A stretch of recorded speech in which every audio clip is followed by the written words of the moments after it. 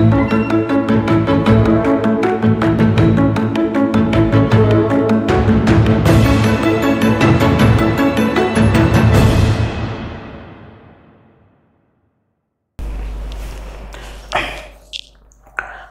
To ఈ తరగతి.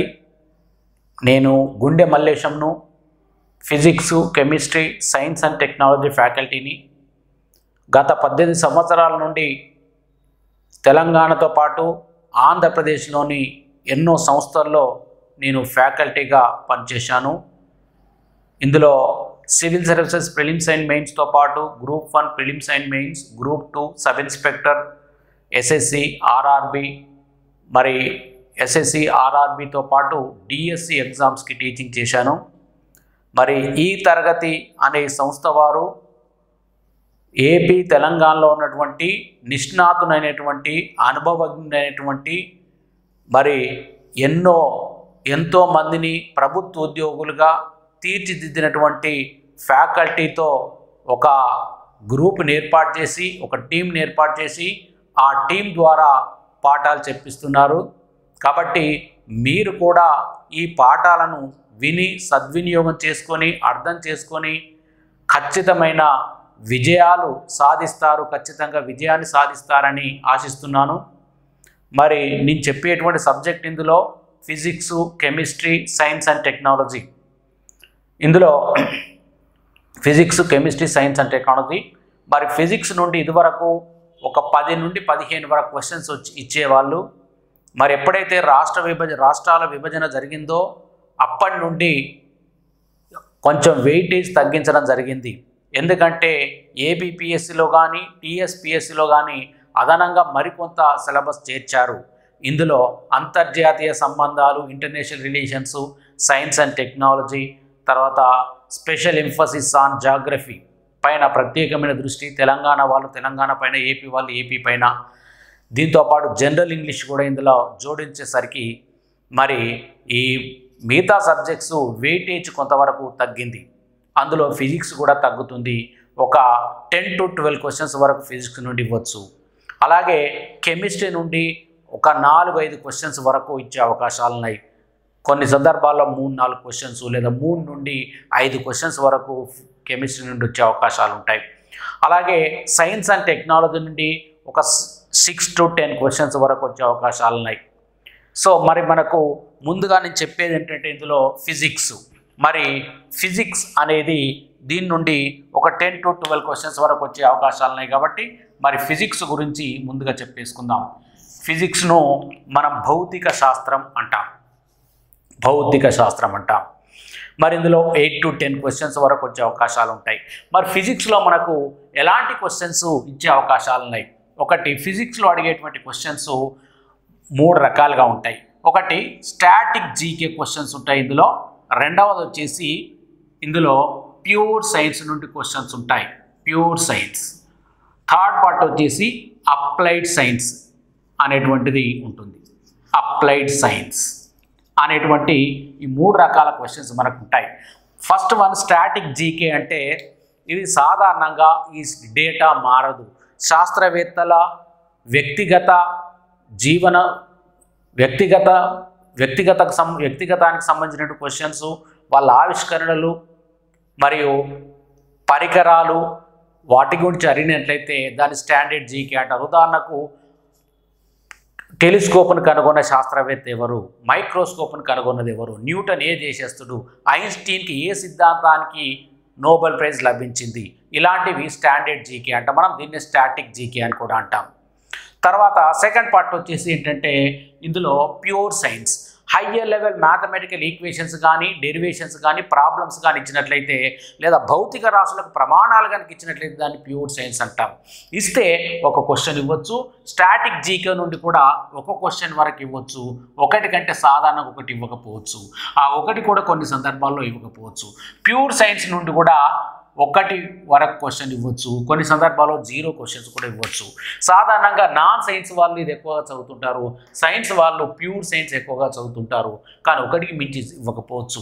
Third part వచ్చేసి ఏంటంటే applied science, higher level. So applied science, దీన్నే జనరల్ సైన్స్ అని కూడా అంటాం.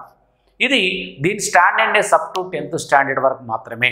10th స్టాండర్డ్ వరకు మనం బేసిక్స్ అండ్ ఫండమెంటల్స్ సైన్స్లో పర్ఫెక్ట్గా ఉంటే, ఫిజిక్స్లో పర్ఫెక్ట్గా ఉంటే మనం ఆన్సర్ చేయొచ్చు.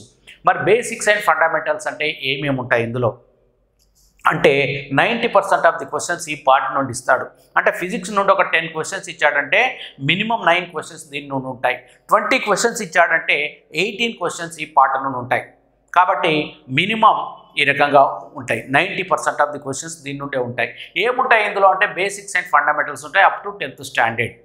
సో ఉదాహరణకు ధర్మాలుకు సంబంధించి నియమాలు, సూత్రాలు, సిద్ధాంతాలు, వాటి అనువర్తనాలు, ఇదే స్టాండర్డ్ జీకే. దీన్నే అప్లైడ్ సైన్స్ అని అంటాం, లేదా అప్లైడ్ సైన్స్ అంటాం దీన్నే. సో కాబట్టి అప్లైడ్ సైన్స్ లేదా దీన్నే జనరల్ సైన్స్ అని కూడా అంటాం. ఏమేమి ఉంటాయి మరి అంటే ధర్మాలు అంటే ఉదాహరణ కాంతి ధర్మాలు, ధ్వని ధర్మాలు, అయస్కాంతాల ధర్మాలు ఇలాంటివి. అలాగే నియమాలు న్యూటన్ గమన నియమాలు మరియు కెప్లర్ గ్రహ గమన నియమాలు. సూత్రం ఆర్కిమిడిస్ సూత్రం, బెర్నూలీ సూత్రం. సిద్ధాంతం ఐన్స్టీన్ సాపేక్షత సిద్ధాంతం, అలాగే ఐన్స్టీన్ శక్తి తుల్యతా సిద్ధాంతం ఇలాంటివి. వాటి అనువర్తనాలు అంటే ఆ నియమానికి సంబంధించి కానీ, ఆ ధర్మానికి సంబంధించి కానీ, ఆ సూత్రానికి లేదా సిద్ధాంతానికి సంబంధించి కానీ మన నిజ జీవితంలో జరిగేటువంటి సంఘటనలనే మనం అనువర్తనాలు అంటాం. ఇంగ్లీష్లో అప్లికేషన్స్ అంటాం. 90% ఆఫ్ ది క్వశ్చన్స్ దీని నుండే ఉంటాయి. అంటే మనకు అప్ టు 10th స్టాండర్డ్ వరకు మనం పర్ఫెక్ట్గా ఉన్నట్లయితే ఈ క్వశ్చన్స్కి మనం ఆన్సర్ చేయొచ్చు. 10th స్టాండర్డ్ వరకు మనం పర్ఫెక్ట్గా ఉన్నట్లయితే ఈ క్వశ్చన్స్కి మనం ఆన్సర్ చేయొచ్చు. సో మరి ఇవి సివిల్ సర్వీసెస్ ఎగ్జామినేషన్ కూడా అప్ టు 10th స్టాండర్డే. సిలబస్లో కూడా సివిల్ సర్వీసెస్ సిలబస్ ఇచ్చినప్పుడు అక్కడ the standardness of the questions or the syllabus will be up to 10th standard అని ఉంటుంది. మరి మనము ఎస్ఎస్సి బ్యాక్గ్రౌండ్ ఉన్నప్పటికీ మనం గ్రూప్ 1, గ్రూప్ 2 కావచ్చు, ఏపీపీఎస్సి కానీ, యూపీఎస్సి, టీఎస్పీఎస్సి కానీ కండక్ట్ చేసే ఏ ఎగ్జామ్ కూడా మరి ఇది ఐఏఎస్ ఎగ్జామ్ సివిల్ సర్వీసెస్ మించి ఉండదు. కాబట్టి అప్ టు 10th స్టాండర్డ్ మనం పర్ఫెక్ట్గా ఉంటే ఏ రకమైన క్వశ్చన్స్నైనా మనం ఆన్సర్ చేయొచ్చు. కాకపోతే 10th స్టాండర్డ్ మన 10th స్టాండర్డ్ అంటే వాళ్ళు యూపీఎస్సి వాళ్ళు జనరల్గా ఎన్సీఆర్టీ బుక్స్ ఫాలో అవుతుంటారు. మన 10th స్టాండర్డ్ వాళ్ళతో 100% కోయిన్సైడ్ కాదు, కానీ మినిమం 90% మన 10th స్టాండర్డ్ ఎన్సీఆర్టీ లేదా సిబిఎస్ఈ, ఐసిఎస్సి సిలబస్తో ఇది ఏకీభవిస్తుంది. కాబట్టి మినిమం 90% ఏకీభవిస్తుంది. మిగతా 10% మనం ఎగ్జామినేషన్ పాయింట్ ఆఫ్ వ్యూలో కొంచెం ఇంటర్మీడియట్ ఫస్ట్ ఇయర్ కానీ, సెకండ్ ఇయర్ కానీ టచ్ చేస్తే సరిపోతుంది. కానీ మనం 10th స్టాండర్డ్ వరకు పర్ఫెక్ట్గా ఉంటే మినిమం 90% ఆఫ్ ది క్వశ్చన్స్ మనం ఆన్సర్ చేయొచ్చు. మనం గ్రూప్ 1 ప్రిలిమ్స్లో మెయిన్స్ క్వాలిఫై అవ్వాలన్నా, గ్రూప్ 2లో క్వాలిఫై అవ్వాలన్నా, ఎందులో క్వాలిఫై అవ్వాలన్నా మనకు 90% కంటే ఎక్కువ అక్కర్లేదు. కాబట్టి ఈ రకంగా చదివితే సరిపోతుంది. అయితే చదివేటప్పుడు మనం ఎక్కడైతే బేసిక్స్ అండ్ ఫండమెంటల్స్ పర్ఫెక్ట్గా నేర్చుకొని ఉండాలి, ఎక్కడైతే మనకు ధర్మాలు, నియమాలు, సిద్ధాంతాలు, సూత్రాలు, వాటి అనువర్తనాలు అనేవైతే ఉంటాయో అవి మనకు చదవాలి. అనువర్తనాలు అంటే ఆ నియమానికి లేదా ధర్మానికి సంబంధించి మన నిజ జీవితంలో జరిగేటువంటి కొన్ని సంఘటనలు, వాటిపైన మనకు అవగాహన ఉండాలి. ఎగ్జామినర్ క్వశ్చన్ అడగడం ఏ రకంగా అడగవచ్చు, కానీ మనకైతే దానిపైన పూర్తి అవగాహన ఉండాలి. ఉన్నప్పుడు మనం ఆన్సర్ చేయగలుగుతాం. కాబట్టి బేసికల్గా 8th to 10th వరకు, వీలైతే 6th to 10th వరకు, 6th to 7th కూడా మనం చదవాల్సి ఉంటుంది. 6th నుండి 10th వరకు బుక్స్ మనం పర్ఫెక్ట్గా చదువుకున్నట్లయితే మనకు క్వశ్చన్స్ ఈజీగా ఆన్సర్ చేయగలుగుతాం. ఈ రకంగా ఫిజిక్స్ నుండి ఇంట్రొడక్షన్ ఈ రకంగా ఉంటుంది. ఈ రకంగా ఇంట్రొడక్షన్ ఇచ్చాను.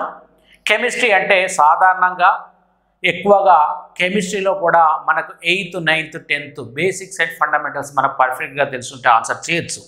ఏం తెలిసి ఉండాలి? ఎస్పెషల్లీ శాస్త్రవేత్తల ఆవిష్కరణలు, అలాగే కెమిస్ట్రీలో దాంతోపాటు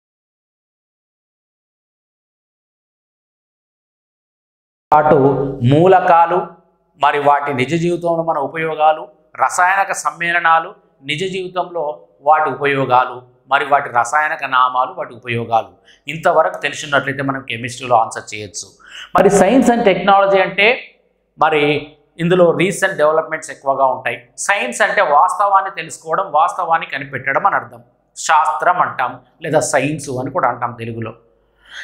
ఈ సైన్స్ను మానవ జీవితానికి సుఖమయం సౌకర్యవంతం అయ్యేందుకు దీన్ని వినియోగించినట్లయితే టెక్నాలజీ అంటాం. అంటే సైన్స్ యొక్క అనువర్తనాలనే దాన్ని వినియోగించుకున్నట్లయితే దాన్ని టెక్నాలజీ అంటాం. తెలుగులో సాంకేతిక పరిజ్ఞానం అంటాం లేదా సాంకేతికత అంటాం. సైన్స్ అండ్ టెక్నాలజీని శాస్త్ర సాంకేతిక పరిజ్ఞానం అంటాం. ఇందులో రీసెంట్ డెవలప్మెంట్స్ ఎక్కువగా ఉంటాయి. రీసెంట్ డెవలప్మెంట్స్ అంటే ఇప్పుడు మనం ఉపగ్రహ సమాచార వ్యవస్థను ఉపయోగిస్తున్నాం, అలాగే ఇన్ఫర్మేషన్ టెక్నాలజీని ఉపయోగిస్తున్నాం ఈ కాలంలో. అలాగే నానో టెక్నాలజీ అనేది వచ్చేసింది. అలాగే మన భారత రక్షణ వ్యవస్థలో అధునాతనమైనటువంటి సాంకేతిక పరిజ్ఞానాన్ని ఉపయోగిస్తున్నాం. ఇందులో యుద్ధ ట్యాంకులు, జలాంతర్గాములు, యుద్ధ నౌకలు, మరి హెలికాప్టర్లు, క్షిపణులు, మిజైల్స్ వాడుతున్నాం. వీటిపైన మనకు అవగాహన ఉండాలి. ఇంకా శాస్త్ర సాంకేతిక పరిజ్ఞానంలో మనం విద్యుత్ శక్తిని ఏ రకంగా వినియోగిస్తున్నాం, ఏ రకమైనటువంటి విద్యుత్ నుండి ఎక్కువగా మనం ఉత్పత్తి చేస్తున్నాం, దానివల్ల కొన్ని ప్రయోజనాలేంటి, అనర్థాలేంటి.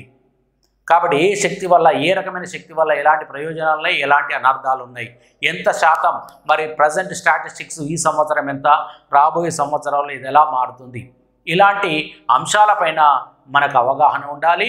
దీని నుండి ఒక 6 to 10 క్వశ్చన్స్ వరకు సైన్స్ అండ్ టెక్నాలజీ నుండి అడిగే అవకాశాలు ఉంటాయి. మొత్తం పైన physics, chemistry, science and technology కలిపి ఒక 20 నుండి 25 మార్కుల వరకు క్వశ్చన్స్ వచ్చే అవకాశాలు ఉంటాయి. కాబట్టి వీటిపైన మీరు సైన్స్ అండ్ టెక్నాలజీ చదవాలంటే మామూలుగానైతే మన దినపత్రికలతో పాటు వారపత్రికలు లేదా పక్షపత్రికలు లేదా మాసపత్రికలు చదవాలి. అలాగే ఇయర్ బుక్లో అప్డేట్ చూసుకుంటూ ఉండాలి. ఇలా చూసుకున్నట్లయితే ఈ మార్క్స్ కూడా మనం మిస్ కాకుండా ఆన్సర్ చేయొచ్చు.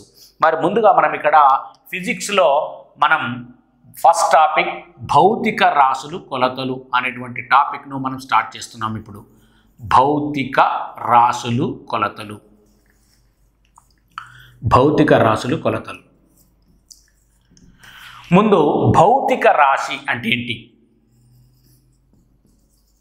భౌతిక రాశి అంటే ఏంటి? భౌతిక రాశి అంటే మనం కొలవగలిగే ప్రతి రాశిని భౌతిక రాశి అంటాం. మనం ఏ రాశులు కొలవగలుగుతామో ఆ రాశులన్నింటినీ భౌతిక రాశులు అంటాం. భౌతిక రాశి అంటే మనం కొలవగలిగే రాశి అని అర్థం. ఏ రాశులు కొలవగలుగుతామో ఆ రాశులన్నింటినీ భౌతిక రాశులు అంటాం. Physical quantity is a measurable quantity. ఏ రాశులు కొలవగలుగుతామో లేదా అలాగే నిర్వచించగలుగుతామో ఆ రాశులన్నింటినీ భౌతిక రాశులు అంటాం. ఉదాహరణకు ఈ గది దీర్ఘచతురస్రాకృతిలో ఉందనుకుందాం, లేదా బోర్డు దీర్ఘచతురస్రాకృతిలో ఉందనుకోండి. బోర్డు వైశాల్యం ఎంత అంటే పొడవు ఇంటూ వెడల్పు. పొడవును కొలిచి వెడల్పును కొలిచి గుణించడం ద్వారా వైశాల్యాన్ని లెక్కించగలుగుతున్నాం. వైశాల్యాన్ని కొలవగలుగుతున్నాం లేదా లెక్కించగలుగుతున్నాం కాబట్టి వైశాల్యం అనేది ఒక భౌతిక రాశి. అలాగే భౌతిక రాశిని కొలవగలుగుతున్నాం. అలాగే వైశాల్యం అంటే ఏంటి?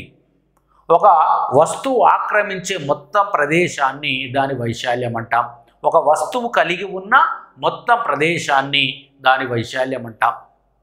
కాబట్టి పొడవు ఏంటి, వెడల్పు దీర్ఘచతురస్రాకృతిలో ఉంటే ఈ ఆకృతిలోనే కాదు ఏ ఆకృతిలో ఉన్న మనం వైశాల్యాన్ని కొలవచ్చు.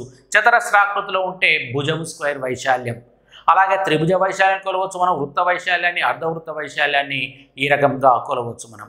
కాబట్టి సునిర్వచితమైన మనం కొలవగలిగే ప్రతి రాశిని భౌతిక రాశి అంటాం. భౌతిక రాశి అంటే మనం కొలవగలిగేది మరియు సునిర్వచితమైనటువంటిది. సునిర్వచితమైన మరియు కొలవగలిగేటువంటి ప్రతి రాశిని మనం భౌతిక రాశి అంటాం. మరి భౌతిక శాస్త్రం అంటే ఏంటి? భౌతిక రాశులను గురించి అధ్యయనం చేసే శాస్త్రాన్ని భౌతిక శాస్త్రం అంటాం. భౌతిక రాశులను గురించి అధ్యయనం చేసే శాస్త్రాన్ని భౌతిక శాస్త్రం అంటాం. అయితే ఈ భౌతిక రాశులు ముఖ్యంగా 2 రకాలు. ఒకటి ప్రాథమిక రాశులు. ప్రాథమిక రాశులు. రెండవది ఉత్పన్న రాశులు. ప్రాథమిక రాశులు తర్వాత ఉత్పన్న రాశులు. ప్రాథమిక రాశులు అంటే ఏ రాశులపై ఆధారపడని స్వతంత్ర రాశులని ప్రాథమిక రాశులు అంటాము. ఇవి స్వతంత్రాలు, ఇవి ఇతర రాశులపైన ఆధారపడవు. ఇతర రాశులు వీటిపైన ఆధారపడుతుండొచ్చు కానీ ఈ రాశులు ఇతర రాశులపైన ఆధారపడవు. మరి క్రింద పేర్కొన్నటువంటి 9 రాశుల్ని మనం ప్రాథమిక రాశులుగా పేర్కొంటాం. ఇక్కడ మనం టేబుల్ ఒక డ్రా చేయాలి. సీరియల్ నంబర్, తర్వాత ప్రాథమిక రాశి. టేబుల్ డ్రా చేస్తున్నాం. సీరియల్ నంబర్,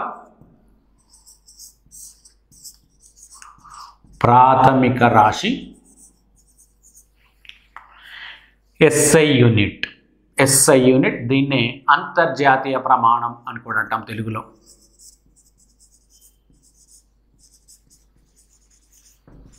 అంతర్జాతీయ ప్రమాణం అని కూడా అంటాం. సో ఈ రకంగా మనం ఇప్పుడు టేబుల్ డ్రా చేస్తున్నాం.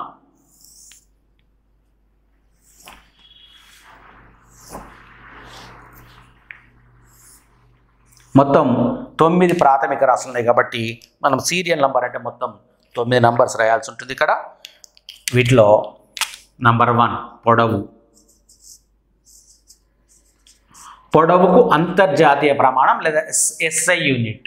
Yes for system, I for international. System international అంటాం ఇంగ్లీష్లో, లేదా ఇంటర్నేషనల్ సిస్టమ్ అని కూడా అంటాం. పొడవును మీటర్లో కొలుస్తాం. రెండవది వచ్చేసి ద్రవ్యరాశి. ద్రవ్యరాశి దీన్ని కిలోగ్రాములో కొలుస్తాం. మూడవది వచ్చేసి కాలం, దీన్ని సెకండ్లలో కొలుస్తాం. నాలుగవది వచ్చేసి పదార్థ రాశి.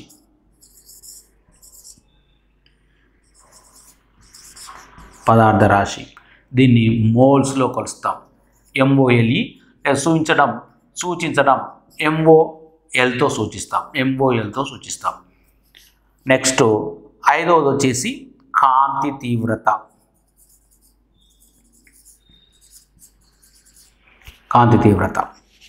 దీన్ని క్యాండెలాలో కొలుస్తాం. క్యాండెలా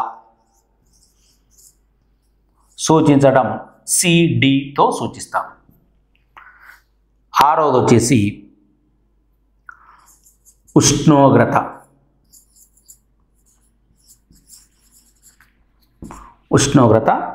దీన్ని కెల్విన్లలో కొలుస్తాం. Kతో సూచిస్తాం. ఏడవది వచ్చేసి కరెంటు. దీన్ని ఆంపియర్స్లో కొలుస్తాం. ఆంపియర్ Aతో సూచిస్తాం దీన్ని. నెక్స్ట్ ఎనిమిదవది వచ్చేసి సమతల కోణం.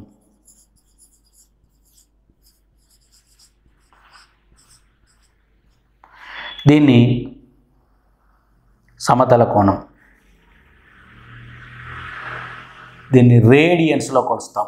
రేడియన్ లేదా సూచించడం RADతో సూచిస్తాం.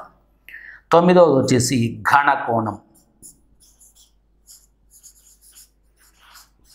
దీన్ని స్టెరేడియన్తో సూచిస్తాం.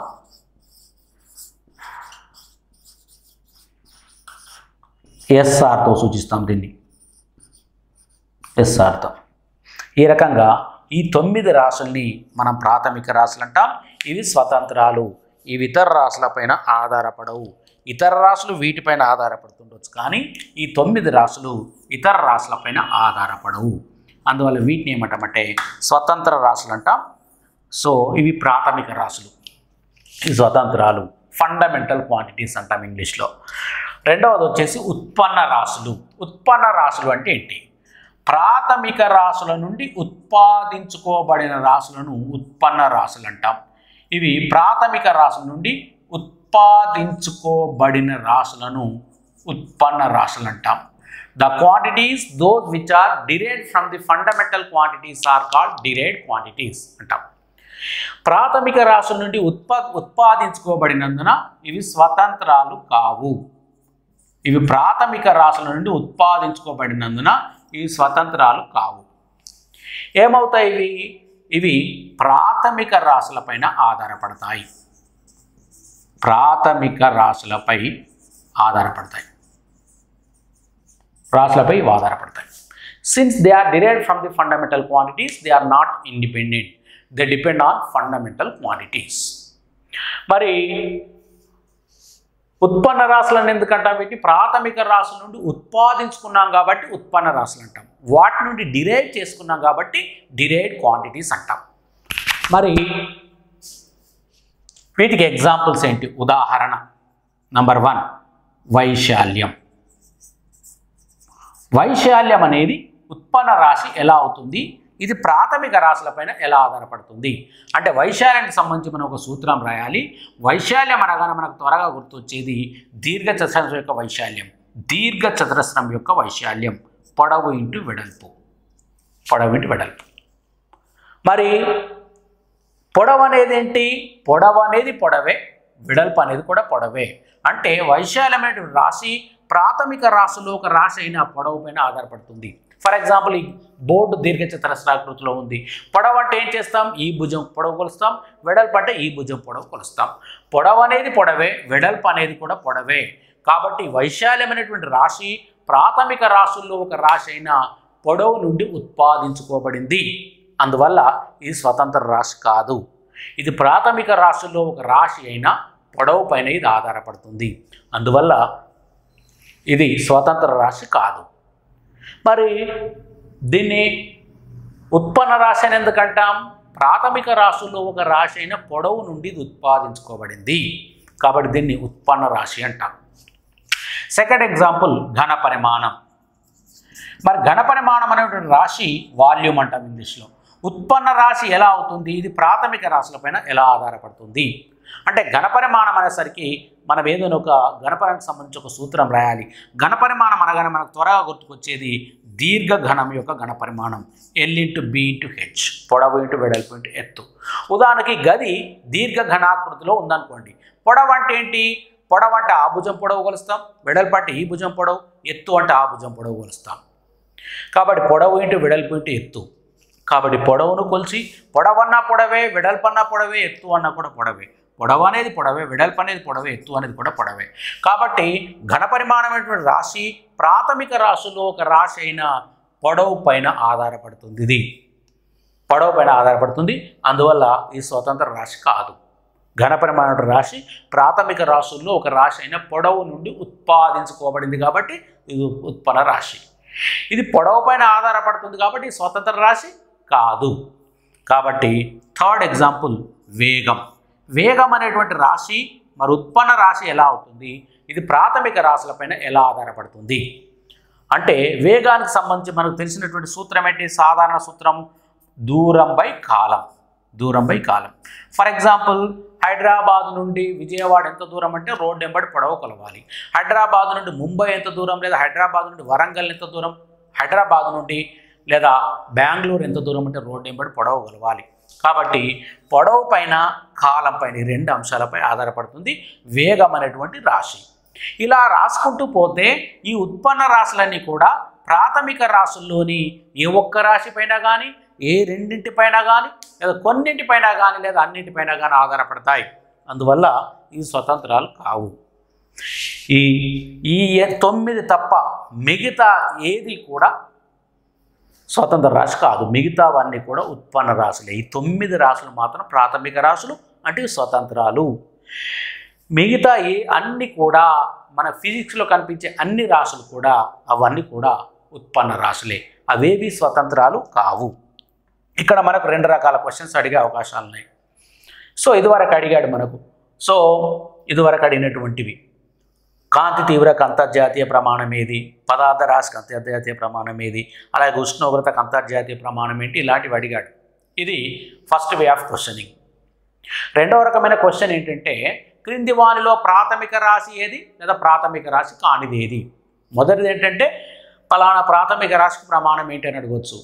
రెండవ రకమైన క్వశ్చన్ క్రింది వానిలో ప్రాథమిక రాశి ఏది లేదా ప్రాథమిక రాశి కానిది ఏది. రెండవది లేదంటే క్రింది వానిలో ఉత్పన్న రాశి ఏది లేదా ఉత్పన్న రాశి కానిది ఏది అని అడగవచ్చు. ఈ ఎన్ని రకాల క్వశ్చన్స్ అడిగినా మన ఓన్లీ సొల్యూషన్ ఏంటంటే ఈ 9 ప్రాథమిక రాశులు గుర్తుపెట్టుకోవాలి, మరి వాటి ప్రమాణాలని గుర్తుంచుకోవాలి. సో నెక్స్ట్ కొలత పద్ధతులు, సిస్టమ్స్ ఆఫ్ మెజర్మెంట్ మనం చెప్పుకునేది.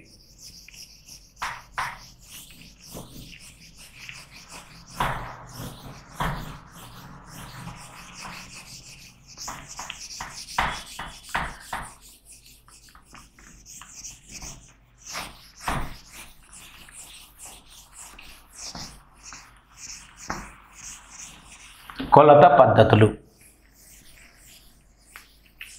Systems of measurement. సాధారణంగా భౌతిక రాశుల్ని మనము ఏ పద్ధతుల్లో కొలుస్తాం? భౌతిక రాశిని మనం ముఖ్యంగా 3 పద్ధతుల్లో కొలుస్తాం. కొలత పద్ధతి 3 పద్ధతుల్లో కొలుస్తాం.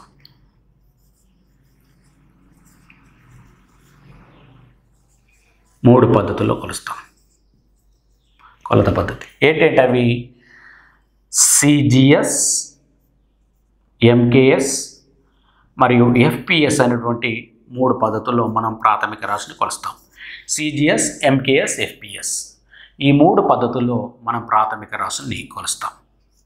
ఎన్ని పద్ధతుల్లో కొలుస్తామంటే సాధారణంగా ఈ 3 పద్ధతుల్లో కొలుస్తాం. ఇక్కడ కూడా మనము ఒక టేబుల్ డ్రా చేయాల్సి ఉంటుంది. ఫస్ట్ది సీరియల్ నంబర్ లేదా తెలుగులో రాస్తే క్రమ సంఖ్య. సెకండ్ది కొలత పద్ధతి, సిస్టమ్ ఆఫ్ మెజర్మెంట్ అని టేబుల్ డ్రా చేయాలి. తర్వాత 3 కాలమ్స్ ఉండాలి. ఇందులో 1, 2, 3 కాలమ్స్. థర్డ్ కాలం లెంతీగా రాయాలి, అంటే వెడల్పు ఎక్కువగా రాయాలి. ఈ రకంగా రాసేసి ఇందులో థర్డ్ కాలంలో 3 సబ్ కాలమ్స్ రాయాలి. 3 ఉప కాలమ్స్ 3 రాయాలి. 3 సబ్ కాలమ్స్, 3 సబ్ కాలమ్స్. ఇక్కడ 3 కాలమ్స్ సీరియల్ నంబర్, కొలత పద్ధతి. సీరియల్ నంబర్ అంటే 1, 2, 3.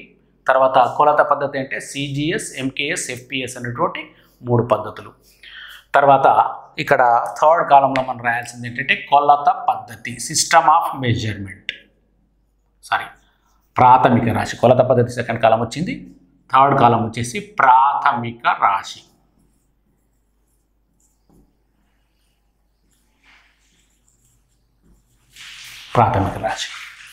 CGS అంటే 3 వర్డ్స్ ఉన్నాయి, ఇక్కడ 3 టర్మ్స్ ఉన్నాయి. ఫుల్ ఫామ్ అంటే ఇది పొడవు, ఇది ద్రవ్యరాశి, కాలాన్ని తెలియజేస్తుంది. కాబట్టి ప్రాథమిక రాశి అంటే 3 సబ్ కాలమ్స్లో మొదటి సబ్ కాలంలో ఇది పొడవు అని రాయాలి. పొడవు. ఇక్కడ ద్రవ్యరాశి, ఇక్కడ కాలం. పొడవు, ద్రవ్యరాశి, కాలం అని రాయాలి. CGS stands for, CGS full form ఏంటి? Centimetre, gram, second. అంటే CGS పద్ధతిలో పొడవును సెంటీమీటర్లో, ద్రవ్యరాశిని గ్రాముల్లో, కాలాన్ని సెకండ్లో కొలుస్తాం. MKS stands for metre, kilogram, second. అంటే MKS పద్ధతిలో పొడవును మీటర్లలో, ద్రవ్యరాశిని కిలోగ్రాముల్లో, కాలాన్ని సెకండ్లో కొలుస్తాం. FPS stands for foot, pound, second. Foot, pound, second. అంటే FPS పద్ధతిలో పొడవును ఫుట్, దీన్నే అడుగు అంటాం తెలుగులో మనం.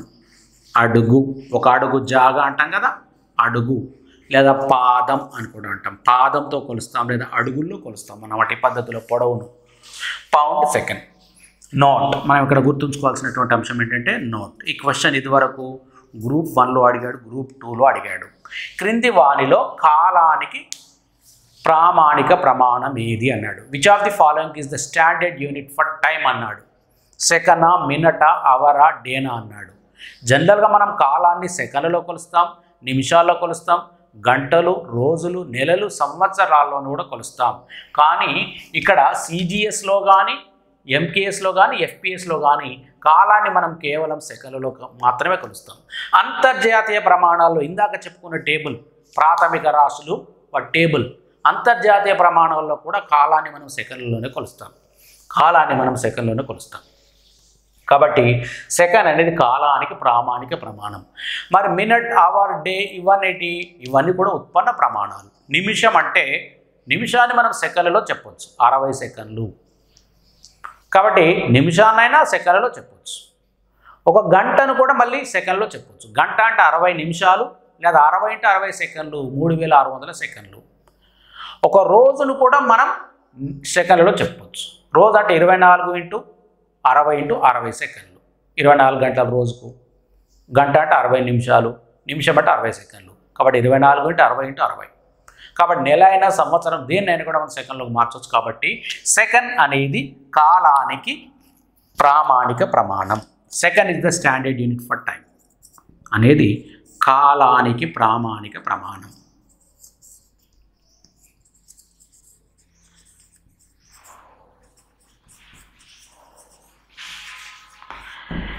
సెకండ్ అనేది కాలానికి ప్రామాణిక ప్రమాణం. ఈ క్వశ్చన్ కూడా గ్రూప్ 1లో అడిగాడు. భౌతిక రాశుల పితామహుడు అని ఎవరిని అంటామన్నాడు. భౌతిక రాశుల పితామహుడు అని ఎవరిని అంటామన్నాడు. లార్డ్ కెల్విన్ అనేటువంటి శాస్త్రవేత్తను మనం భౌతిక రాశుల పితామహుడు అంటాం. ఫాదర్ ఆఫ్ ఫిజికల్ క్వాంటిటీస్ అంటాం. భౌతిక రాశుల పితామహుడు అంటాం. పితామహుడు ఎందుకంటే ఈయన భౌతిక రాశులకి కొలతల్ని ప్రవేశపెట్టాడు. ఈ లార్డ్ కెల్విన్ అనేటువంటి శాస్త్రవేత్త ఏం చెప్తాడంటే మనం అన్ని భౌతిక రాశుల్ని కొలవగలగాలని చెప్తాడు. మన నిజ జీవితంలో ఏ ఏ భౌతిక రాశులు ఉపయోగిస్తామో వాటన్నింటిని కొలవగలగాలని చెప్తాడు. అలాగే మన నిజ జీవితంలో జరిగేటువంటి అన్ని సంఘటనలను కొలవగలగాలంటాడు. ఎందుకు కొలవాలి? వాటిని కొలవగలిగినప్పుడే వాటిపైన మనకు అవగాహన ఉన్నట్టు. మనం వాటిని నిజ జీవితంలో ఉపయోగించవచ్చు. కాబట్టి వాటిని కొలవగలిగినప్పుడు మనకు వాటిపైన అవగాహన ఉంటుంది.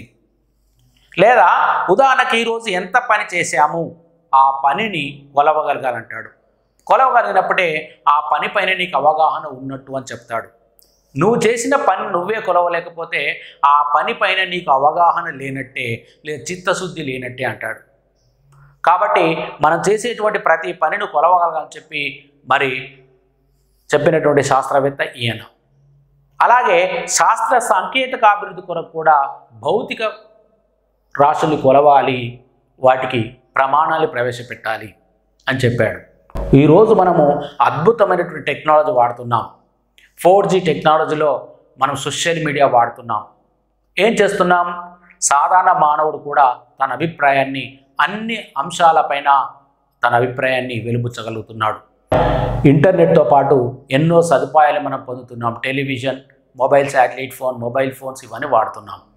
ఇంత అద్భుతమైన సాంకేతిక పరిజ్ఞానం ఎందుకు వచ్చిందంటే సైంటిస్ట్ డెవలప్ చేశారు. ఈయన కూడా ఏం చెప్పాడంటే శాస్త్ర సాంకేతిక పరిజ్ఞానం అభివృద్ధి చెందాలంటే ప్రతి భౌతిక రాశిని కొలవాలి, వాటికి కొలతల్ని ప్రవేశపెట్టాలి, అప్పుడే శాస్త్ర సాంకేతిక పరిజ్ఞానం అభివృద్ధి చెందుతుంది అన్నాడు. కాబట్టి అందుకోసం ఈయననేమంటారంటే భౌతిక రాశుల పితామహుడు అంటారు. ఈయన భౌతిక రాశులకి ప్రమాణాలు ప్రవేశపెట్టాడు, వాటి కొలతలు ప్రవేశపెట్టాడు. భౌతిక రాశులను నిజ జీవితంలో వినియోగిస్తూ ఉండడం వల్ల శాస్త్ర సాంకేతిక పరిజ్ఞానం అభివృద్ధి చెందుతుంది అని చెప్పాడు. అందుకోసం ఈయననే భౌతిక రాశుల పితామహుడు అని కూడా అంటాం. తర్వాత ఈ క్వశ్చన్ కూడా గ్రూప్ 2లో అడిగాడు. ఆధార ప్రాథమిక రాశులను వేటిని అంటామంటే పొడవు, ద్రవ్యరాశి, కాలం. ఈ మూడింటిని బేసిక్ ఫండమెంటల్ క్వాంటిటీస్ అంటాం మనం. పొడవు, తర్వాత ద్రవ్యరాశి, కాలం అనేటువంటి 3 రాశుల్ని మనం ఆధార ప్రాథమిక రాశులు అంటాం. బేసిక్ ఫండమెంటల్ క్వాంటిటీస్ అంటాం వీటిని. ఆధార ప్రాథమిక రాశులు అంటాం వీటిని. ఆధార ప్రాథమిక రాశులను వీటిని అంటాం. పొడవు, ద్రవ్యరాశి, కాలం అనేటువంటి ఈ 3 రాశుల్ని మనం ఆధార ప్రాథమిక రాశులు అంటాం. బేసిక్ ఫండమెంటల్ క్వాంటిటీస్ అంటాం వీటిని. తర్వాత 4వది వచ్చేసి సిజిఎస్ మరియు ఎంకేఎస్ పద్ధతులను కలిపి మనము దశాంశ పద్ధతులు అంటాం. డెసిమల్ సిస్టమ్స్ అంటాం వీటిని. దశాంశ పద్ధతులు అంటాం. ఎందుకంటాం? సిజిఎస్, ఎంకేఎస్లను కలిపి మనము ఉదాహరణకు 1 మీటర్ అంటే 100 సెంటీమీటర్లు సులభంగా మార్చవచ్చు. ఒక ప్రమాణం నుండి మరొక ప్రమాణాలకు సులభంగా మార్చవచ్చు. అది 10 గుణిజాల్లో 10 మల్టిపుల్స్లో మార్చవచ్చు. 1 మీటర్ అంటే 100 సెంటీమీటర్లు. 100 అనేది 10 యొక్క గుణిజం. లేదా 1 మీటర్ అంటే 100 సెంటీమీటర్లు లేదా 10 స్క్వేర్ సెంటీమీటర్స్. 100 లేదా 10 స్క్వేర్ అనేది 10 యొక్క గుణిజం. 1 కిలోగ్రామ్ అంటే 1000 గ్రామ్స్.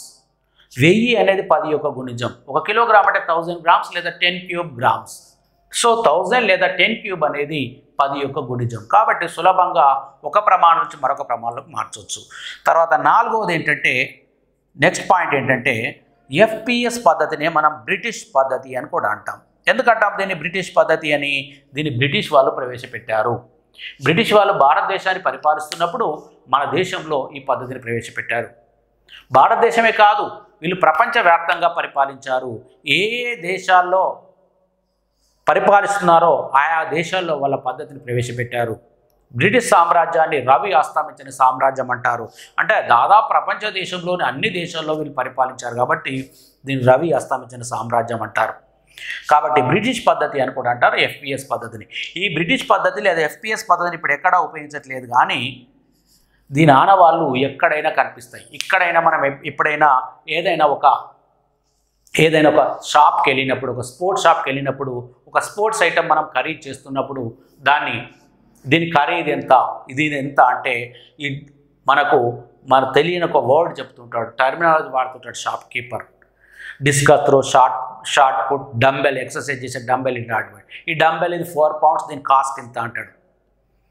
షార్ట్ పుట్ 5 pounds, దీని కాస్ట్ ఇంత అంటాడు. డిస్కస్ త్రో 7 pounds, దీని కాస్ట్ ఇంత అంటాడు. మరి పౌండ్ అనేది ఏంటో మనకు పూర్తిగా చెప్పడు. ఒక పౌండ్ అంటే దేనికి ప్రమాణం అని ఇదివరకు సబ్ ఇన్స్పెక్టర్లో అడిగాడు, ఎస్ఎస్సీలో అడిగాడు, గ్రూప్ 2లో అడిగాడు. పౌండ్ అనేది దేన్ని తెలియజేస్తుంది అంటే పౌండ్ అనేది ద్రవ్యరాశి తెలియజేస్తుంది. మరొక పౌండ్ అంటే ఎంత, ఎవరికైనా ఐడియా ఉందా అంటే 453.6 grams అన్నమాట. ఒక కేజీ అంటే 1000 grams, హాఫ్ కేజీ అంటే 500 grams. 500 grams కంటే కొంచెం తక్కువగా ఉంటుంది. సో ఇంత ఉంటుంది. లేదా ఒక కేజీలోకి మార్చాలంటే దీన్ని 1000తో భాగించాలి. ఒక కేజీ అంటే 1000 grams కాబట్టి 1000తో భాగించినట్లయితే ఏమొస్తుంది మనకి, ఒక పౌండ్ ఈజ్ ఈక్వల్ టు అప్పుడు 0.4536 kgs అని వస్తుంది. అంటే లేదా 1000తో భాగిస్తే 453.6 gramsని 1000తో డివైడ్ చేస్తే ఇప్పుడు ఇది కిలోగ్రామ్లోకి వస్తుంది. 1000తో డివైడ్ చేశాం కాబట్టి ఎంత వస్తుంది, ఇది 0.4536 kgs అని వస్తుంది మనకి. ఇది ఒక pound is equal to 1 pound అంటే ఇంత వస్తుంది.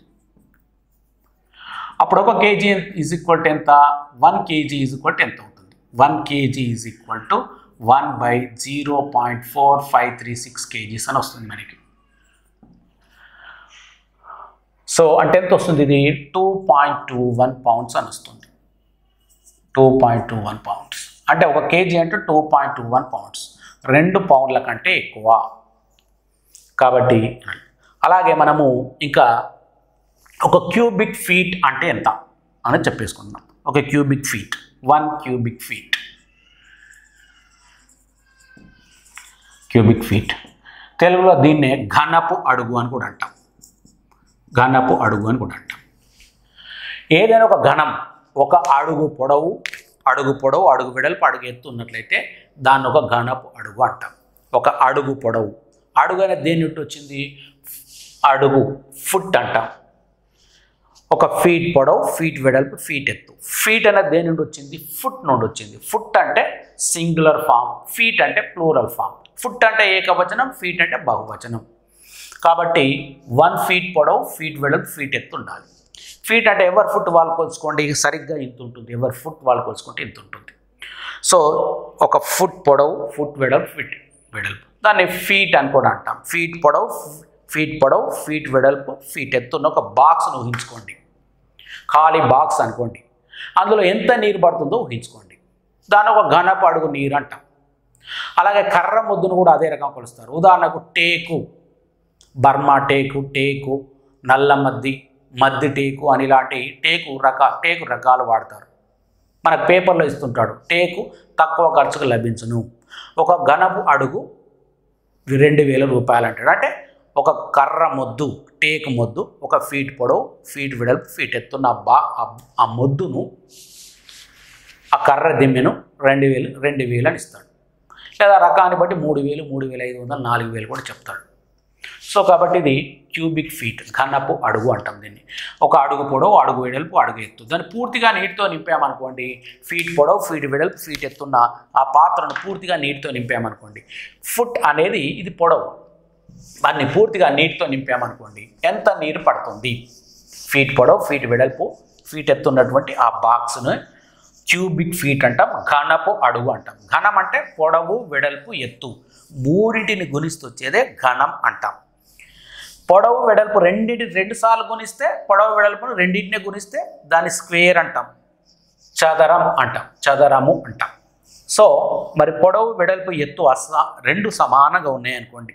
పొడవు వెడల్పు ఎత్తు 3 సమానంగా ఉన్నాయి. ఎంత ఉంది, ఒక్కొక్కటి 1 feet పొడవు ఉంది, ఫీట్ పొడవు, ఫీట్ వెడల్పు, ఫీట్ ఎత్తు అనుకోండి. ఫీట్ వెడల్పు, ఫీట్ ఎత్తు ఇంత ఉందనుకోండి. సరిగ్గా ఫీట్ పొడవు, ఫీట్ వెడల్పు, ఫీట్ ఎత్తు. దాన్ని పూర్తిగా నీటితో నింపామనుకోండి, ఎంత నీరు పడుతుంది అందులో,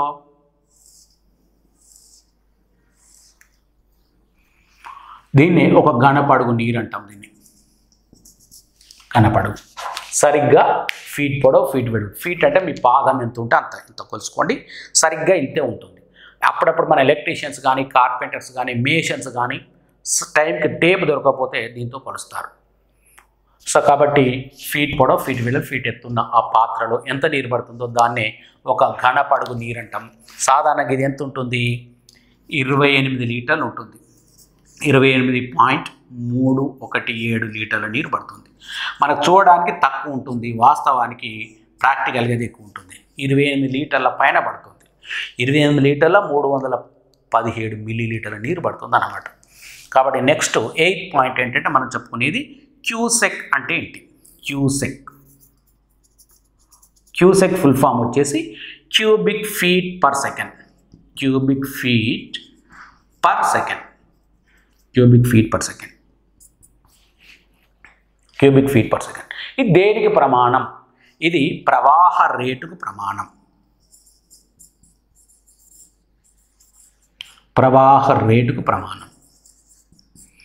ఉదాహరణకు వర్షాకాలంలో ప్రస్తుతమైన కూడా అన్ని రిజర్వాయర్స్ నిండాయి.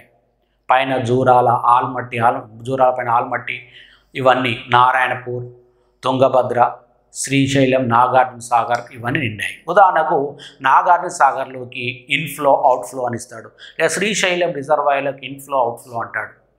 ఉదాహరణకు శ్రీశైలం రిజర్వాయర్లోకి 1,75,000 క్యూసెక్ల ఇన్ఫ్లో అంటాడు, అవుట్ఫ్లో 75,000 క్యూసెక్ల అవుట్ఫ్లో అంటాడు. అంటే ఏంటి? ఒక సెకండ్లో 1,75,000 క్యూబిక్ ఫీట్ల నీరు వచ్చి చేరుతుందన్నమాట. ఒక సెకండ్లో పర్ సెకండ్. ఏ రేటు అంటే ప్రవాహ rate per second, cubic feet per second. ప్రతి సెకండ్కు 1,75,000 క్యూబిక్ ఫీట్ల నీరు వచ్చి చేరుతుందన్నమాట. ఒక క్యూబిక్ ఫీట్ అంటే మళ్ళీ 28 లీటర్ల 317 మిల్లీలీటర్లు, 28.317 లీటర్లు, దాదాపు 28 లీటర్లు అనుకోండి. అంత నీరు వచ్చేరుతుంది ఒక సెకండ్లో. అలాంటివి 1,75,000 క్యూబిక్ ఫీట్ల నీరు ఒక సెకండ్లో వచ్చి చేరుతుంది. అది ఒక కాలంలో ఇస్తాడు, మనకు న్యూస్ పేపర్లో ఇస్తాడు. మామూలుగా ఈనాడు, సాక్షి, ఆంధ్రజ్యోతి ఇలాంటి పేపర్లో ఇస్తాడు. వెలుగు. సో ఫీట్ పొడవు ఒక కాలంలో ఇస్తాడు. ఇన్ఫ్లో అంటాడు, నాగార్జున సాగర్లోకి ఇన్ఫ్లో అంటాడు, అంటే రిజర్వాయర్లోకి వచ్చి చేరేది. ప్రతి సెకండ్కి ఎంత నీరు వచ్చి చేరుతుందని చెప్తున్నాడు. ఒక సెకండ్లో 1,75,000 క్యూబిక్ ఫీట్ నీరు వచ్చి చేరుతుంది. అవుట్ఫ్లో అని ఇస్తాడు మరొక కాలంలో. అదే ఒక సెకండ్లో 75,000 క్యూబిక్ ఫీట్ నీరు బయటకు వెళ్తుంది. ఒక సెకండ్లో 1,75,000 క్యూబిక్ ఫీట్ నీరు వచ్చి చేరితే మరి అదే సెకండ్లో ఒక 75,000 క్యూబిక్ ఫీట్ నీరు బయటకు వెళ్తుంది. మరి అందులో నిల్వ ఉండేది ఎంత? 1,00,000 క్యూబిక్ ఫీట్ నీరు నిల్వ ఉంటుంది. దాన్ని బట్టి మన ఇంజనీర్స్ చెప్తారు ఆ రిజర్వాయర్ నిండడానికి ఎంత సమయం పడుతుంది, ఎన్ని గంటలు పట్టవచ్చు, లేదా ఎన్ని రోజులు, లేదా ఎన్ని వారాలు పట్టవచ్చు అని చెప్తారు. మన ఆ ఇంజనీర్స్ అంచనా వేస్తారు. 9వది వచ్చేసి టీఎంసీ. టీఎంసీ అంటే ఏంటి? ఇది దేనికి ప్రమాణం? TMC stands for 1000 million cubic feet. 1000 million cubic feet. 1000 అంటే నంబర్ ఒకటి, మిలియన్ అన్న కూడా నంబరే, అంటే 10 lakhs లేదా 10⁶. క్యూబిక్ ఫీట్ని మనం క్యూబిక్ ఫీట్ యాజ్ ఇట్ ఈజ్గా రాస్తున్నాం, క్యూబిక్ ఫీట్ అని రాస్తున్నాం. ఇది క్యూబిక్ ఫీట్ అంటే 1000 అనే నంబరే, మిలియన్ అనే కూడా నంబరే. 1000 × 10⁶ అంటే దీన్ని 10⁹ అని రాస్తాం, లేదా 100 × 10�7 అని కూడా రాస్తాం. క్యూబిక్ ఫీట్నే మనం ఏమంటాం? ఘనపు అడుగు అని కూడా అంటాం. దీన్ని ఘనపు అడుగు. 10�7 అంటే ఎంత? కోటి. పక్కన 100 ఉంది. 100 కోట్ల ఘనపు అడుగులు అని కూడా అంటాం దీన్ని. 100 కోట్ల ఘనపు అడుగులు అంటాం దీన్ని. ఇక్కడ రాస్తున్నాం చూడండి. సో దీన్ని 100 × 10�7 ఘనపు అడుగులు అని కూడా అంటాం దీన్ని. అక్కడ రాసింది ఇక్కడ రాశాను, ఘనపు అడుగులు అంటాం. 10�7 అంటే కోటి. కోటి × 100 కోట్లు. దీన్ని ఏమంటాం మనం? 100 10�7 కోటి అంటాం, 100ను శతము అంటాం. శతకోటి ఘనపు అడుగులు అంటాం దీన్ని. అంటే ఇంగ్లీష్లో టీఎంసీ అన్న, తెలుగులో శతకోటి ఘనపు అడుగులన్నా ఒకటే. ఇంగ్లీష్లో టీఎంసీ అన్న, తెలుగులో శతకోటి ఘనపు అడుగులన్నా ఒకటే. ఇది రిజర్వాయర్స్ విషయంలో వాడతారు. ఇది దేనికి ప్రమాణం? టీఎంసీ లేదా శతకోటి ఘనపడుగులు అనేది దేనికి ప్రమాణం? ఇది నీటి నిల్వ సామర్థ్యానికి ప్రమాణం. నిల్వ సామర్థ్యం లేదా ఘన పరిమాణానికి ప్రమాణం. ఉదాహరణకు శ్రీశైలం రిజర్వాయర్ పూర్తి నిల్వ సామర్థ్యం 216 టీఎంసీలు. ప్రస్తుతం 216 టీఎంసీలకు బదులు ప్రస్తుతం 213 టీఎంసీల నీరు